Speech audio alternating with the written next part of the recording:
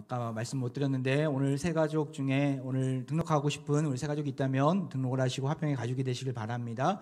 나가실 때 왼편에 있는 새가족 부실에서 등록과 더불어 교회 안내를 받으시면 되겠습니다.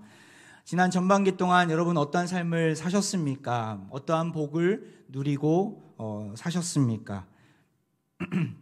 상반기 동안 누린 가장 큰 복이 무엇입니까? 어떤 분들은 회사에서 영업 실적이 정말 뛰어난 그러한 상반기를 보내신 분도 있을 터이고, 또 어떤 분들은 목표로 했던 자격증을 얻어서 너무나 기뻤던 순간도 있었을 것입니다. 또 어떤 분들은 저도 그렇지만 코로나에 걸렸지만 참 감사하게도 많은 후유증 없이 잘 이렇게 나아서 이겨내서 좀 건강한 모습을 가지고 있는 분도 있을 터이고, 또 어떤 분들은 목표로 세운 체중에 낮아지기 위해서 다이어트에 성공한 분도 있을 것입니다. 전반기 속에서 정말 우리는 다양한 복을 누렸고 또한 누리고 있습니다. 그렇다면 하나님은 왜 우리에게 이러한 복을 누리도록 허락하셨을까요? 복을 주신 이유가 있습니다. 그 이유를 함께 오늘 맥주감사 주일날 함께 살펴보면서 우리가 해야 될 사명이 무엇인지 다시금 고백하고 깨닫는 시간 되기를 소망합니다. 오늘 주시는 말씀은 우리가 흔히 접하는 말씀은 아닙니다. 여호수아서를 읽으면서 우리 맥주감사 주일날 우리 성도들과 나눌 말씀이 생각이 나서 이 말씀을 들고 섰습니다. 여호수아서는 어떠한 성경입니까? 크게 두 부분으로 나눌 수 있는데, 여호수아서는 총 24장으로 구성되어 있는 성경입니다. 그런데 딱 정확하게 1장부터 12장까지는 이스라엘 백성들이 가나안 땅을 어떻게 정복했는지 그 정복에 대한 역사가 담겨져 있고, 13장부터 24장까지는 이스라엘 백성들이 그 정복한 땅을 어떻게 분배했는지 12지파에게 그 분배한 이야기가 담겨져 있는 성경이 바로 이 여호수아서입니다. 오늘 보는 17장 말씀은 우리가 잘 아는 요셉 자손 두 지파가 해당되는데요. 므낫세와 에브라임 지파가 땅을 분배받고 또한 그 뒤에 일어나는 일들을 기록하고 있는 성경입니다. 그들은 하나님의 은혜 가운데 땅을 잘 분배받았습니다. 하지만 그들의 표정을 보아하니 썩 탐탁지 않은 표정입니다. 왜 그럴까요? 그들의 이야기를 들어보면 알 수 있습니다. 14절 말씀인데요. 우리 같이 한번 읽도록 하겠습니다. 시작. 요셉 자손이 여호수아에게 말하여 이르되 여호와께서 지금까지 내게 복을 주심으로 내가 큰 민족이 되었거늘 당신이 나의 기업을 위하여 한 제비 한 분깃으로만 내게 주심은 어찌함이니까. 이스라엘 백성들의 민족의 영웅 지도자가 누구입니까? 바로 여호수아입니다. 여호수아를 향해서 이렇게 항이 섞인 말을 하는 지파는 사실은 흔치 않습니다. 하지만 이들은 말할 수가 있었어요. 왜냐하면 여호수아가 속한 지파가 바로 에브라임 지파였기 때문에 그러합니다. 그래서 자신들의 할아버지에게 지금 마음 놓고 항의를 하고 있는 내용입니다. 후손들의 항의를 듣고 여호수아는 흥분하지 않습니다. 그들의 이야기를 잘 들어가면서 그들의 마음을 어루만져 주면서도 동시에 객관적인 입장에서 사사로이 그 감정에 휘둘리지 아니하고 말을 하고 있습니다. 그들의 항의 내용이 무엇입니까? 바로 하나님의 은혜로 우리 민족이 큰 민족이 되었는데, 우리 지파가 큰 지파가 되었는데 왜 우리 이 두 지파를 한 번 제비를 뽑도록 기회를 줬느냐는 거예요. 두 지파면 두 번 제비를 뽑아야 되는데 왜 한 번밖에 제비를 뽑을 수 있는 기회를 주지 않았느냐라고 지금 항의하고 있는 것이죠. 그렇습니다. 요셉 자손은 두 아들들이 있지 않습니까? 므낫세와 에브라임. 그 아들들이 시조가 되어서 두 지파로 나뉘게 됩니다. 므낫세 지파, 에브라임 지파. 이 제비를 이제 요셉 자손으로서 근데 그들은 한 번밖에 뽑지 않았던 것이죠. 어찌 보면 이들의 말이 일리가 있는 것처럼 보입니다. 두 지파니까 두 번 뽑도록 한 지파당 하나씩. 그런데 한 번밖에 기회를 주지 않았던 거예요. 왜 그랬을까요? 우리 사회 속에서는 절대적인 기준을 가지고 절대적인 가치를 가지고 공평과 균형이라는 그 가치를 실현하고 있습니다. 하지만 이것은 상대적이기도 합니다. 왜 그렇습니까? 그 상대방의 형편에 따라서 단돈 5만 원이라도 어떤 사람에게는 너무나 그 값어치가 그렇게 크지 않은 돈이겠지만, 또 어떤 사람에게는 정말 몇 끼를 해결할 수 있는, 하루하루 전전긍긍하며 살아가고 있는 사람에게는 5만 원이라는 돈은 엄청나게 큰 돈이겠죠. 우리가 그것을 잘 판단해서 공평과 균등이라는 그 가치 속에서 그 상대방에 맞게 보완하면서 제도를 실행하고 있는 것입니다. 제가 선교지에 있을 때 느낀 것인데, 우리나라 전기요금이 인도네시아 전기요금보다 훨씬 싸더라고요. 왜 그렇습니까? 누진세라는 제도가 있기 때문에 그러합니다. 인도네시아 가보니까 어떤 사람보다 전기를 2배 용량을 썼다면 2배만 내면 됩니다. 3배를 썼다면 3배만 내면 됩니다. 근데 우리나라는 안 그렇죠. 어느 정도 일정한 용량은 저렴하고 싸지만 그 이상 넘어가면 2배가 아닌 2배를 썼다 하더라도 3배, 4배, 5배 이상 되는 누진세가 붙어서 그 금액이 커져버리는 것이죠. 그러니까 있는 자들에게는 있는 만큼, 없는 자들에게는 없는 만큼 혜택이 돌아가고, 또 있는 자들이 더 낼 수 있는 제도가 완비되어 있습니다. 하지만 인도네시아는 안 그렇더라고요.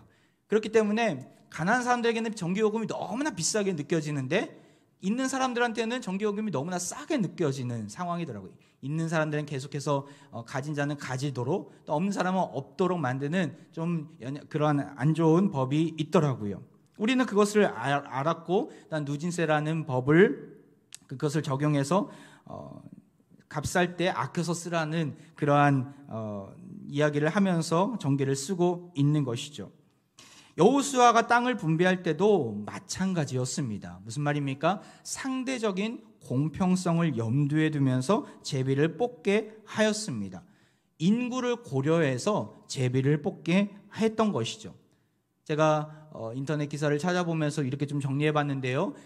12지파의 인구가 이렇게 표로 나와 있습니다. 한번 표를 잠깐 볼까요? 총 12지파가 있는데, 우리가 지금 보고자 하는 2지파, 에브라임과 므낫세 지파가 있습니다. 다른 모세 때 2번에 걸쳐서 인구 조사를 했었습니다. 그 민수기, 인구를 계수하다, 백성을 계수하다라는 성경이 바로 민수기인데, 민수기 1장과 26장에 보면 1차 조사, 그 40년 광야 생활을 하기 전의 조사와 또 40년 광야 생활을 하고 난 모압 광야에서 한 조사가 이렇게 차이점이 있습니다. 1차 조사, 2차 조사가 있습니다. 이 글자가 너무 작은데 아마 그냥 말로만 들으시면 좋겠습니다. 근데 에브라임과 므낫세 지파는 어떠합니까? 에브라임 지파는 2차 조사 때 최종 조사죠. 32,500명, 20세 이상 싸움에 나갈 만한 그 자를 조사할 때 32,500명이 조사되었습니다. 그리고 므낫세 지파는요, 52,700명입니다. 물론 이것을 보았을 때는 다른 지파에 비해서 많지도 않고 적지도 않습니다. 하지만 우리가 잘 알고 있듯이 요단강, 지도를 펼쳐볼 수 있을까요? 요단강 지역을 보면 요단강 동편에 이미 므낫세 그 땅이 있었어요. 므낫세 반지파, 2분의 1이 반지파인데 이 2분의 1이 요단 동편에 이미 땅을 배정받았어요. 그리고 나서 그 나머지 반지파가 요단 서편의 땅을 배정받고 있는 순간입니다. 다시 말해서 에브라임과 므낫세 반지파의 합친 숫자가 어느 정도 되시는지 아십니까? 제가 정리해 보았는데 약 58,850명입니다. 앞서 보았듯이 각 지파마다 어떤 지파는 3만 명, 어떤 지파는 4만 명, 어떤 지파는 6만 명인 지파도 있었어요. 단지파는 64,400명, 이사갈 지파는 64,300명. 다시 말해서 58,850명이라는 숫자는 결코 적지도 않고 많지도 않은 숫자라는 것이죠. 2지파가 합쳤음에도 불구하고 다른 지파와 별반 다르지 않는 대동소이한 숫자라는 것을 우리는 알 수 있습니다. 다시 말해서 이들이 2번의 제비뽑기를 요구했다라는 것은 그런 형평성에 맞지 않는 모습이었죠. 한 번 제비를 뽑아도 충분할 만큼 여호수아는 공평이라는 가치와 또한 균형이라는 가치를 실현한 것이죠. 그들이 2번 제비를 뽑게 해달라는 이 요구는 무리였고 욕심이었다는 사실을 우리는 알 수 있습니다. 더군다나 앞서 말씀드렸듯이 므낫세 지파는 이미 요단 동편에 땅이 있었어요. 반 지파기 때문에 2분의 1, 2분의 1 나뉘었기 때문에 지금 온전한 하나의 지파가 아니었음을 보게 됩니다. 또한 이들이 불평한 것이 또 있습니다. 16절을 한번 볼까요? 요셉 자손이 이르되 그 산지는 우리에게 넉넉하지도 못하고 골짜기 땅에 거주하는 모든 가나안 족속에게는 벳스안과 그 마을들에 거주하는 자이든지 이스라엘 골짜기에 거주하는 자이든지 다 철병거가 있나이다. 이들의 불평이 무엇입니까? 우리 땅이 넉넉하지 못하고 동시에 가나안 족속이 살고 있는 그 지역이라는 거예요. 그리고 철병거를 저들은 가지고 있다라는 것이죠. 그렇기 때문에 우리에게 좀 더 살기 좋은 땅, 준비된 땅, 모든 것이 다 세팅이 된 땅, 적이 없는 땅을 우리는 원하는데 왜 이런 땅을 우리에게 주느냐고 저들은 불평과 불만을 쏟아내고 있습니다. 이러한 저들의 주장이 이 단면적인 부분만 봤을 때는 전혀 무리한 주장이 아니고 충분히 그럴 수 있는 불평과 불만일 수 있겠다 하지만 사실은 이스라엘 전역에 이러한 가나안 족속은 곳곳에 있었습니다. 다른 지파 땅에도 동일하게 있는 현상이었죠. 하나님이 저들을 왜 가나안 땅에 보내셨습니까? 그 철병거를 가진 가나안 땅을 정복하라고 하나님 보내신 거 아닙니까? 근데 어느 순간 보니까 저들은 안주하고 있는 거예요. 그것이 그 사명을 이루는 것이 너무나 버겁고 너무나 싫은 거예요. 그러니까 이런 불만을 쏟아내고 있는 것이죠.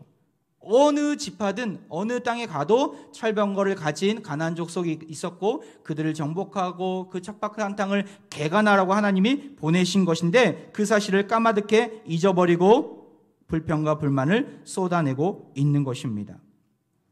저들이 정말 땅이 없고 기회가 없어서 이러한 불평을 하는 것입니까? 아닙니다. 사실은 그 마음 가운데 어떤 마음이 있었어요? 비교의식과 욕심에서 나온 마음이었죠. 사촌이 땅을 사면 배가 아프고 남의 떡이 더 커 보이는 그 마음으로부터 비롯된 불평과 불만이었습니다. 동시에 어떤 마음이 있었습니까? 믿음 없는 마음. 바로 메뚜기 증후군에 사로잡혀 있는 저들의 모습이 보이지 않습니까? 마치 데자뷰와 같아요. 이스라엘 백성들이 가데스 바네아에서 12명의 정탐꾼을 보낼 때가 있었어요. 10명의 정탐꾼들은 부정적인 보고를 하죠. 안악장손과 같은 거대한 거인들이 그 살고 있는 땅에 우린 절대로 가지 못합니다. 우리는 메뚜기와 같습니다라고 여호수아와 갈렙만을 제외하고 10명의 정탐꾼들은 그렇게 부정적인 보고를 합니다. 이스라엘 백성들은 다 우린 죽었구나 차라리 우리가 애굽에서 살았으면 얼마나 좋을 걸 하면서 후회함과 하나님을 원망하게 됩니다. 결국에는 저들은 가나안 땅을 정복하지 못하고 그 후대가 가나안 땅을 정복하게 되지 않습니까? 근데 똑같은 현상이 지금 또 반복되는 데자뷰와 같은 장면을 우리는 보고 있는 것입니다. 저들은 철병거를 가지고 있습니다. 우리는 절대로 저들을 정복하지 못합니다. 왜 하나님이 우리를 여기로 보내셨습니까? 라고 저들은 이야기하고 있는 것이죠. 여러분, 우리는 어떻습니까? 지난 상반기를 돌이켜볼 때 우리에게도 혹시 이런 마음은 있지 않습니까? 나만 불행한 것처럼 보이고 다른 사람들은 왜 이렇게 행복한지, 나만 손해받는 것처럼 보이고 다른 사람들은 다 성공한 것처럼 왜 보이는지, 정말 불행한 상황 때문에 힘든 것입니까? 아니면 남들과 비교의식 가운데 보이는 그 불행이 커져 보이는 모습 아닙니까? 설교를 준비하면서 며칠 전에 보았던 국민일보에 나온 어떤 목사님의 설교문의 예화가 생각이 나더라고요. 그래서 이 예화를 조금 각색해서 여러분에게 들려드리고 싶어서 가지고 왔습니다. 12층의 아파트에 사는 여자가 있었는데 너무나 살기가 힘겨웠나 봅니다. 그래서 그만 세상을 떠나야 되겠다고 생각하고 그 12층에서 뛰어내린 것이죠. 두 눈에 층별로 살고 있는 사람들의 모습이 보이는 거예요. 11층에는 어떤 사람들이 살고 있었냐면, 어떠한 모습이 보이냐면 금실이 좋기로 소문난 부부가 살고 있었는데 그들이 서로 싸우고 있는 장면을 보았던 거예요. 그리고 10층에는요, 항상 밖에서 웃음이 그치지 않았던 유쾌함이 넘쳤던 한 남자가 있었는데 울고 있는 장면이 보입니다. 9층은요, 공부를 잘한다고 소문난 아이를 향해서 공부하라고 소리 지르는 그 엄마의 모습, 목소리가 들려옵니다. 또한 8층에는요, 건강하기로 소문난 여자가 약을 한 움큼이나 먹고 있는 그 모습이 보입니다. 또한 7층은요, 돈 많다고 자랑했던 한 남자가 전화상에서 빚쟁이와 빚쟁이로부터 시달리면서 어려움을 당하고 있는 모습이 보이고요. 6층은요, 결혼 문제로 부모님과 티격태격하면서 심하게 싸우고 있는 한 학벌 좋은, 직장 좋은 청년이 보입니다. 또 5층에는요, 닭살 그 커플로 보였던 부부가 이혼 도장을 찍는 모습이 보였고, 4층은요 할아버지 혼자서 고독하게 쓸쓸하게 지내는 모습이 보였습니다. 또한 3층에는요 이혼한 뒤에 후회스러운 표정으로 넉넉 앉아있는 한 여인이 보이고, 2층은요 자식들만 그 자랑했던 엄마가 너희들 때문에 못 살겠다라고 하면서 소리 지르는 그냥 자식을 때리는 엄마가 보였습니다. 마지막 1층에는 주식에 또한 코인에 투자한 한 남자가 괴로워하면서 그 코인이 폭락해서 괴로워하면서 너무나 힘들어하는 모습이 보였습니다. 이 여자는 후회했습니다. 나보다 더 고통 중에 있는 사람들이 많은데 내가 왜 이렇게 쉽게 세상을 떠나다니. 하지만 때는 이미 늦어버린 것이죠.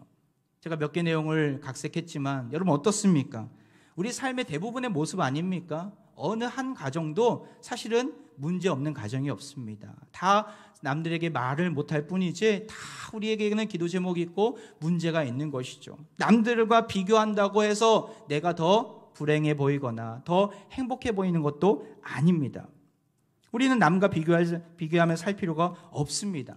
불행한 인생은 어떤 인생입니까? 돈이 없는 인생도 아니고 질병이 있는 인생도 아니고 불안해하면서 좌절 가운데 갈 길 몰라 방황하는 인생이 불행한 인생인 것이죠. 지금 요셉 자손은 얼마나 복을 많이 받았습니까? 그들 스스로가 이렇게 고백합니다. 14절에 나오는데요. 여호수아에게 말하여 이르되 여호와께서 지금까지 내게 복을 주심으로 내가 큰 민족이 되었거늘. 하나님이 복을 주셨음을 저들은 알고 있었어요. 내가 큰 민족이 되었다라고 고백해요. 우리가 아까 보았던 표를 보면은 므낫세 족속이 얼마만큼 자손이 많아지냐면 63% 정도 됐던 것 같은데요. 60%가 넘게 63.66% 63%가 넘게 많은 자손을 하나님이 허락해 주셨어요. 얼마나 큰 복을 받았습니까? 저들에게는 이런 놀라운 은혜가 있었어요. 자손도 번창하고 또한 땅도 분배받았어요. 얼마나 감사한 일입니까? 그런데 요셉 자손들은 자신들에게 이런 복이 있음에도 불구하고 땅을 분배받고 오히려 어떤 반응을 보입니까? 하나님께 감사하지 않아요. 오히려 땅이 부족하다고, 철병거가 있는 곳을 왜 우리에게 주느냐고 하나님께 항변하면서 여호수아의 멱살을 잡고 있는 것이죠. 하나님의 관점과 하나님의 계획이 아닌 자신들의 배를 불리기 위한 욕심을 가지고 남과 비교하면서 나아갔던 것이죠. 이러한 그들의 마음을 간파했던 여호수아는 그들을 향해서 뭐라고 고백하고 있습니까? 17절 18절인데요. 우리 같이 한번 읽어보겠습니다. 시작. 여호수아가 다시 요셉의 족속 곧 에브라임과 므낫세에게 말하여 이르되 너는 큰 민족이요 큰 권능이 있은즉 한 분깃만 가질 것이 아니라 그 산지도 내 것이 되리니 비록 살림이라도 내가 개척하라 그 끝까지 내 것이 되리라. 가나안 족속이 비록 철병거를 가졌고 강할지라도 네가 능히 그를 쫓아내리라 하였더라. 여호수아는 그들이 받은 축복을 알았던 자였어요. 그 축복을 가지고 너희에게 지시한 그 땅으로 가서 그것을 개척하라, 그것을 차지해라, 그들을 쫓아내라 라고 선포하고 있는 것이죠. 무엇을 가지고요? 여기 보면 17절에 보면 권능이 있은즉 이라고 나옵니다. 권능이 있은즉. 그들의 능력이 뛰어났고 또한 그들이 아주 완전한 지파라는 것을 의미하는 내용이 아닙니다. 이 권능은 하나님의 권능입니다. 하나님이 이 권능을 주셨다라는 거예요.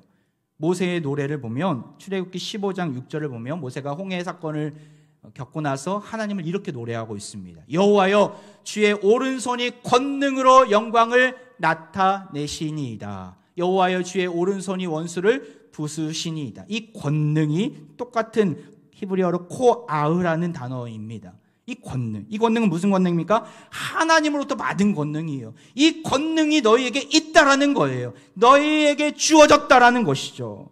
이 권능의 손이 너희 요셉 자손과 함께하고 있기 때문에 절대로 두려워하지 말고 철병거가 앞에 있을지라도 그것을 쫓아낼 것이다라고 선포하며 나아가라는 것이죠. 가나안 정복전쟁은 무기 싸움이 아닙니다. 수적인 군사들의 숫자 싸움이 아닙니다. 무슨 싸움입니까? 영적인 대결이에요. 하나님이 함께 하시는가? 하나님이 동행하시는가? 하나님이 말할 수 없는 권능의 역사를 보여주시는가?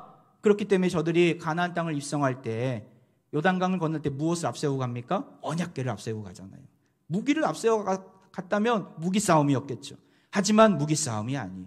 하나님의 말씀을 붙잡고 나아가고 있는가? 이 영적인 전쟁터였어요. 철병거가 있다고 무서워하지 말고 너희들에게는 하나님의 권능의 말씀이 있고 권능이 함께하고 있기 때문에 그것을 의지하고 나아가라고 지금 여호수아가 저를 향해서 선포하고 있는 것입니다. 여러분, 우리는 어떻습니까? 정말 하나님을 신뢰하고 있습니까? 하나님의 권능을 소망하고 있습니까? 하나님의 권능의 손을 얼마나 의지하고 있는가에 따라 우리의 인생의 미래는 달라질 것입니다. 후반기가 달라질 것입니다. 철병거를 두려워하고 있는 인생에서 일어나 하나님의 권능을 의지하는 인생으로 서시기를 소망합니다. 큰 민족을 만드신 하나님의 권능을 의지하고 나아갈 때 우리에게 주어진 땅이 개척이 되고 우리에게 주어진 땅이 차지하게 될 것입니다. 이 외침이 우리의 귀와 우리의 삶에 들려지기를 소망합니다. 지난 상반기 동안 하나님께서 우리에게 주신 복을 세어보시기 바랍니다. 얼마나 많은 복을 주셨습니까? 어떤 분들은 받은 복이 없다라고 이야기할 수도 있어요.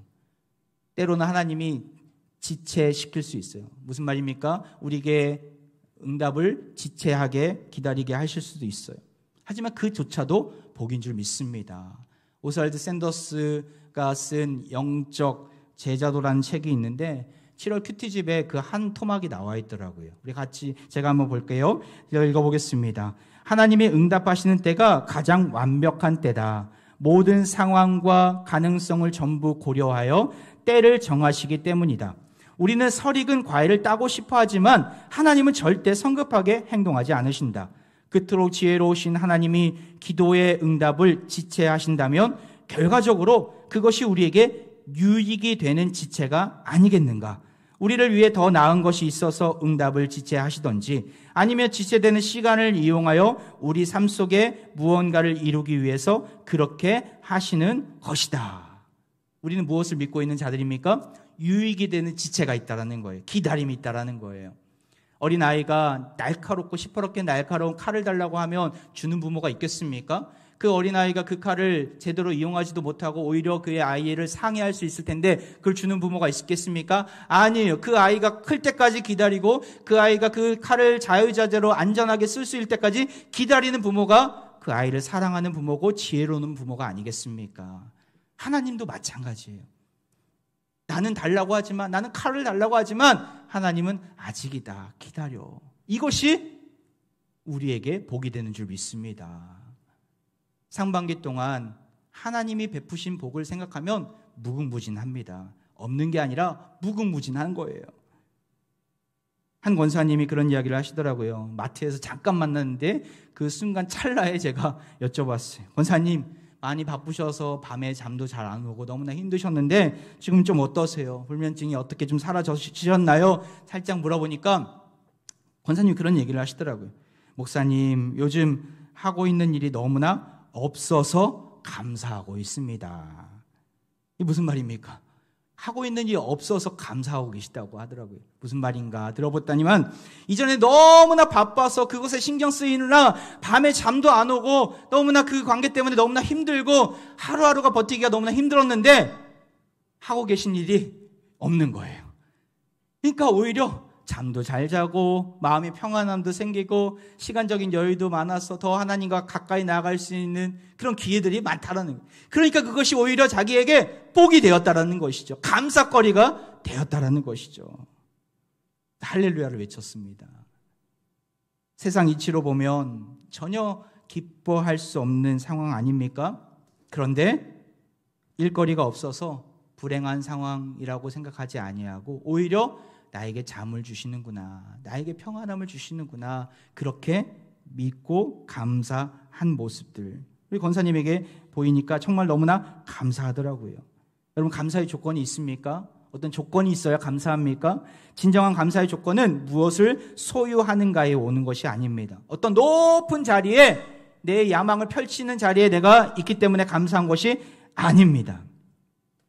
물론 감사할 수 있겠지만 그런 감사는 그때뿐입니다. 어느 순간 보면 또 괴로움이 찾아오고 어려움이 찾아오고 또한 금방 사라지는 감사인 것이죠. 진짜 감사의 조건이 무엇인지 아십니까? 진짜 감사의 자리가 무엇인지 아십니까? 바로 하나님과 함께하는 것입니다. 바로 하나님과 동행하는 삶이죠. 그 자리가 무슨 자리입니까? 예배의 자리인 줄 믿습니다. 시편 기자가 이렇게 고백합니다. 시편 50편 23절 말씀 같이 읽겠습니다. 시작. 감사로 제사를 드리는 자가 나를 영화롭게 하나니 그의 행위를 옳게 하는 자에게 내가 하나님의 구원을 보이리라. 하나님의 구원을 맛볼 때가 언제 무슨 자리입니까? 감사로 제사를 드릴 때. 우리는 하나님의 구원을 먼저 맛봐야 감사하다고 생각합니다. 근데 하나님의 방법은 그렇지 않아요. 감사로 제사로 나아갈 때 하나님은 우리의 삶 가운데 건져주신다는 거예요. 구원을 보여주신다는 거예요. 우리 삶 가운데 어려움이 있습니까? 아픔이 있습니까? 난 영적으로 무디어져서 헤매고 있는 삶을 살아가고 있습니까? 감사함으로 믿음으로 제사를 예배의 자리에 서기를 원합니다. 우리가 하나님 앞에 나아갈 때 감사로 나아갈 때 하나님께서 반드시 우리를 건져주시고 살려주실 것을 믿습니다. 우리에게 주어진 모든 것은 당연한 게 아닙니다. 어떤 찬양의 가사처럼 내가 누려왔던 모든 것들이, 내가 지나왔던 모든 시간이, 내가 걸어왔던 모든 순간이 당연한 게 아니라 은혜임을 여러분 기억하시기 바랍니다. 내가 보았을 때 별 볼 일 없는 것처럼 보일지라도 감사함으로 받으면 별을 볼 줄 믿습니다. 버릴 게 없다라는 거예요. 이건 저의 고백이 아니에요. 바울의 고백입니다. 디모데전서 4장 4절 5절 말씀 같이 읽어볼까요? 시작. 하나님께서 지으신 모든 것이 선하매 감사함으로 받으면 버릴 것이 없나니 하나님의 말씀과 기도로 거룩하여 심이라. 감사함으로 받으면 어떻다고요? 버릴 것이 없다라는 거예요. 야, 이것을 왜 나에게 주셨을까? 쓸데없는 거, 나에게 불필요한 거 아니라는 거예요. 모든 것 하나님의 은혜로 주어진 것이고 그것은 선한 것입니다. 우리가 그것을 감사함으로 받으면 하나님께서 버릴 것이 없도록 하나님께서 가장 값어치 있는 것으로 바꿔주신다는 거예요. 우리가 해야 되는 것은 무엇입니까? 감사함으로 받고 무엇이든지 5절의 말씀을 보면 다시 한번 하나님의 말씀과 기도로 나아가야 합니다. 말씀을 마무리합니다. 요셉 자손은 큰 민족이 되었음을 감사하고 만족하지 않았습니다. 감사하지 않았어요. 분배된 땅이 적다며 불만을 표시합니다. 난 어떻습니까? 지난 상반기 동안 이미 많은 복을 받았음에도 혹시 욕심 때문에 비교의식 때문에 사로잡혀서 감사를 잊어버리지는 않았습니까? 또한 그것이 지체된다고 하나님께 불평과 불만을 토로하지는 않았습니까? 이 모든 것이 하나님의 은혜이고 감사함으로 받으시기를 소망합니다. 내 입술의 감사가 회복돼야 구원의 길이 열립니다. 내 입술의 감사가 회복돼야 승리케 하시는 하나님을 만날 수 있는 것이죠. 이번 주간 여러분의 입술 가운데 죽겠다가 아니라 감사하다. 따라해볼까요? 감사합니다. 하나님의 은혜입니다. 이 두 가지 단어를 입에 달고 사셨으면 좋겠어요. 그리하여서 후반기를 시작하면서 감사로 출발하고 감사로 마무리하기를 소망합니다. 나아가 하나님이 주신 복이 있다면 그 복을 가지고 우리에게 명하신 그 사명의 자리로 나아가야 합니다. 철병거가 있을지라도 낙심하지 마시고 하나님의 권능의 손이 나를 붙들고 계심을 기억하고 담대하게 나아갈 때 하나님은 그 땅을 차지하게 하실 것이고 적들을 물리쳐 주실 것입니다. 지난 전반기 동안 우리 공동체에 많은 은혜를 주셨는데 그 중에 하나가 작은 도서관인 것 같아요. 너무나 감사하게 많은 자원봉사자들이 섬기고 계시고 물론 지금은 홍보가 많이 되진 않았지만 조금씩 이렇게 홍보가 되어지는 과정 가운데 있어서 너무나 감사하더라고요. 지난 주간 저희 집사람이 저희 학부모 엄마들이 있는데 그분들에게 이제 그분 중에 한 분에게 작은 도서관에 대한 소식을 카톡으로 보내드렸는데 그분이 벌써 갔다 왔다 하더라고요. 가서 너무나 좋다고. 그분 통해서 또 안 믿는 부모에게, 안 믿는 엄마들에게 이렇게 소개가 되고 하나씩 퍼지고 있더라고요.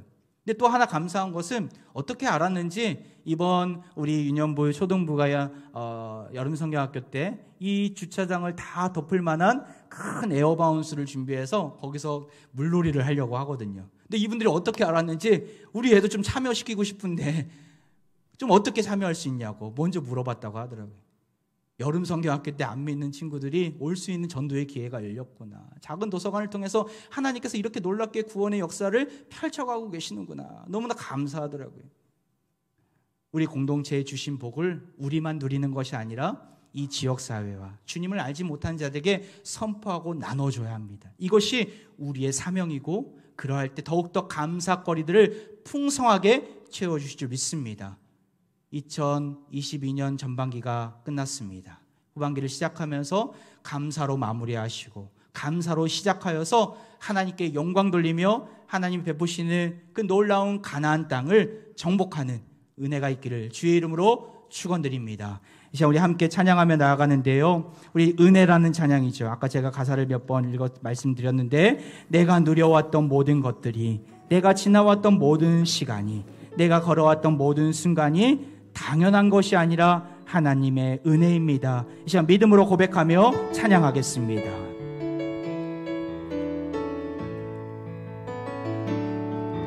내가 누려왔던 모든 것들이, 내가 지나왔던 모든 시간이, 내가 걸어왔던 모든 순간이 당연한 것 아니라 은혜였소. 아침 해가 뜨고 저녁에 노을, 아침 해가 뜨고 저녁에 노을, 봄의 꽃향기와 가을의 열매, 변하는 계절의 모든 순간이 당연한 것 아니라 은혜. 모든 것이 은혜입니다. 모든 것이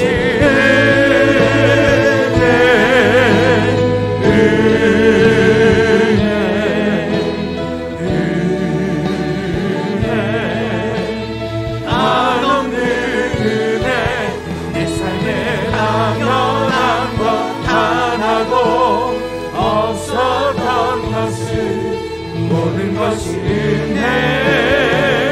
이 자리입니다. 내가 이 땅에 태어나 사는 것, 내가 이 땅에 태어나 사는 것,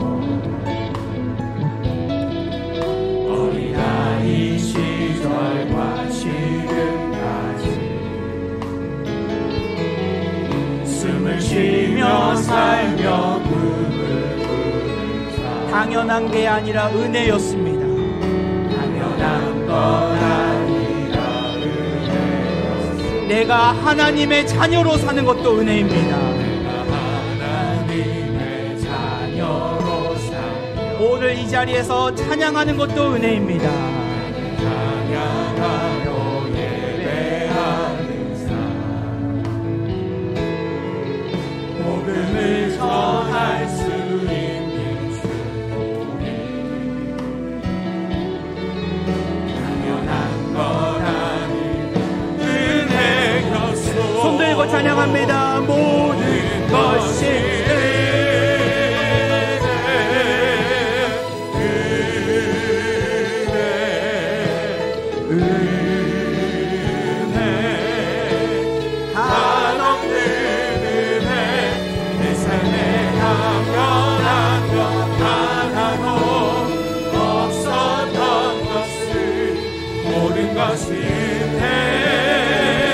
다시 한번 모든 것이 은혜, 모든 것이 은혜,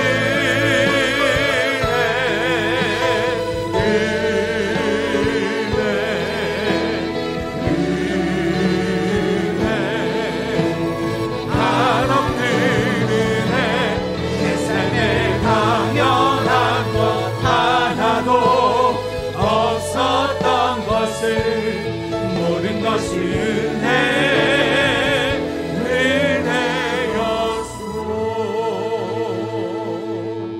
상반기 동안 많은 일들을 통해서 은혜를 경험하게 하신 하나님 아버지, 오늘 말씀을 통해 얼마나 우리가 감사가 부족했는지 알게 하시니 감사드립니다. 요셉 자손들처럼 하나님이 베푸신 은혜를 망각하고 주신 큰 축복에도 불구하고 철병거를 바라보며 세상의 장애물을 바라보며 불평과 불만의 자리에서 살았던 우리의 연약한 모습을 용서하여 주옵소서. 다시금 후반기를 시작하며 감사함으로 무장되기를 원합니다. 모든 것이 은혜임을, 당연하게 여겨지는 모든 것이 전혀 당연한 게 아님을 고백하게 하시고 오직 하나님의 은혜임을 찬양하게 하옵소서. 이미 우리에게 주어진 복을 기억하며 하나님께 감사하게 하시고 그 복을 가지고 주신 사명, 복음을 증거하고 그리스도의 거룩한 군사로 살아가는 주의 백성들이 다 되게 하여 주옵소서. 이 시간 몸이 아픈 부위에 자신의 손을 얹고 기도합니다. 여호와 라파 되신 주님, 이 시간 병든 몸과 병든 영혼 위에 성운을 얻고 기도합니다. 예수 그리스도의 이름으로 기도하오니 이 시간 치유하여 주옵소서. 머리부터 발끝까지 상한 환부 위에 이 시간 성령의 불을 보여 주옵소서. 깨끗이 나음을 얻고 일어나게 하옵소서. 내 심령의 생명도 온전히 거기에 있사오니 원하건대 나를 치료하시며 나를 살려 주옵소서. 이사야의 간구가 우리의 고백이오니 속긴 모든 환우들에게 응답하여 주옵소서. 십자가로 세상을 이기신 예수 그리스도의 이름으로 간절히 기도하옵나이다. 아멘.